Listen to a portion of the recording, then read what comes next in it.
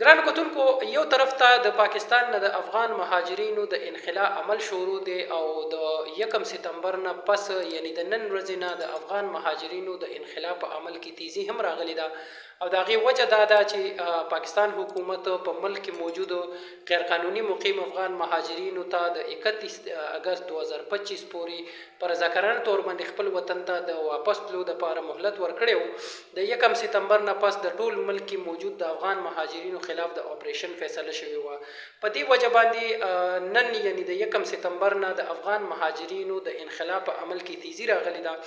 بل طرف ته د پاکستان د حکومت چې کوم قانون نافذ کوونکي ادارې دي د هغوی د طرفه هم په ملک کې موجود د غیر قانوني مقیم افغان مهاجرینو خلاف د سحر راسي کریک ډاون شروع شوی دی. په مختلفو ځایونو کې گرفتاریانې، چاپې او د افغان مهاجرینو د نیولو چې کومه سلسله ده نو هغه هم شروع کړل شوې ده. تر اوسه پورې د مختلفو علاقو نه راغلي اطلاعاتو مطابق په زرګونو افغان مهاجرین داسې چې هغوی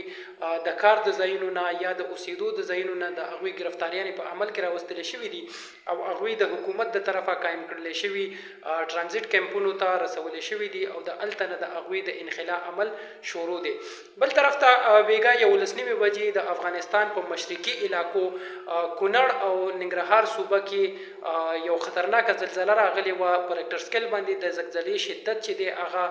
6% ریکارډ شوی و. په دغه زلزله کې تر اوسه پورې چې کوم اطلاعات راځي د هغې مطابق د 950 پورې چې کوم خلک دي نو هغه شهیدان شوي دي او د زرو نه زیات کسان په دغه زلزله کې چې دی هغه تر اوسه پورې چې کوم اطلاعات موصول شوي دي په هغې باندې د هغې مطابق زخمیان دي. ګرانو کتونکو، یقینا چې کونړ او ننګرهار د افغانستان هغه علاقې دي چې د هغې سرحدونه د پاکستان سره ملاویږي او بل په دې علاقو کې چې په کومو کې دا زلزله راغلې ده نو هغه علاقې غریزي علاقې دي د افغانستان چې کوم مرکزي ښارونه دي د هغې نه لرې اوسیدونکي علاقې دي او په دغه علاقو کې خلک اکثر په غرونو باندې او آبادیانې هم د غرونو په چې کوم غرونه دي د هغې د پاسه دغه آبادیانې دي. په دې وجه باندې هلته د امدادي سرګرمیانو کې چې کوم حصه اخیستونکي ټیمونه دي نو هغوی ته هم مشکلات ورمخې ته دي. خو د دې تمام مشکل صورتحال نه باوجود په افغانستان کې چې کوم د امارت اسلامي حکومت دی د هغوی د طرفه په دغه متاثره علاقو کې چې دی هغه امدادي کاروایانې شروع دي. په افغانستان کې یقینا چې هغه رنګې د صحت سهولیات نشته دی، دغه رنګې د روډونو چې دی نو هلته حالات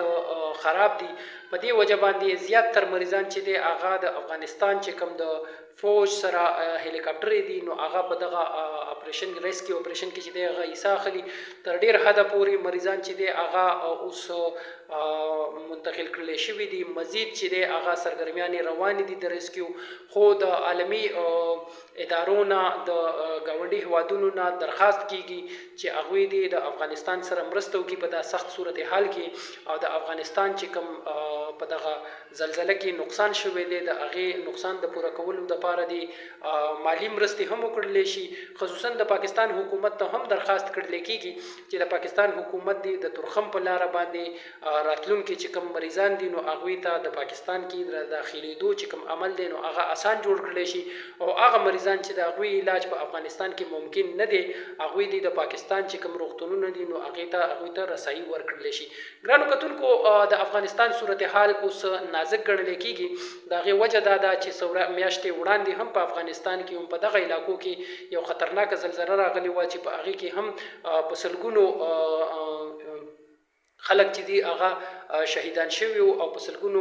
نور خلک چې دي هغه زخمیان شوي. دا واري یو ځلې بیا په افغانستان کې ډیره په شدت سره زلزله راغلې ده او د دې زلزلې نه ډیر زیات خلک چې دي هغه متاثره دي. د موجوده اطلاعاتو مطابق تقریبا د 950 نه زیات خلک هغه تر اوسه پورې شهیدان شوي دي او د زرو نه زیات خلک چې دي هغه په دغه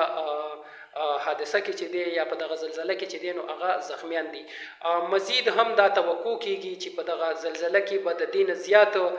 نقصانات چې دی هغه مخې ته راځي، خو د نقصاناتو اندازه چې دی هغې د لګولو دپاره ټیمونه ریسکیو اپریشن کې حصه اخلي. ګرانو کتونکو، تاسو ته درخواست دا دی که تاسو چینل نوي سبسکرایب کړئ، چینل د خپل ځان سره ضرور سبسکرایب کړئ، ویډیو لایک کړئ او په کمنټ سیکشن کې مو خپله رای هم ضرور راکړئ. د الله په امان.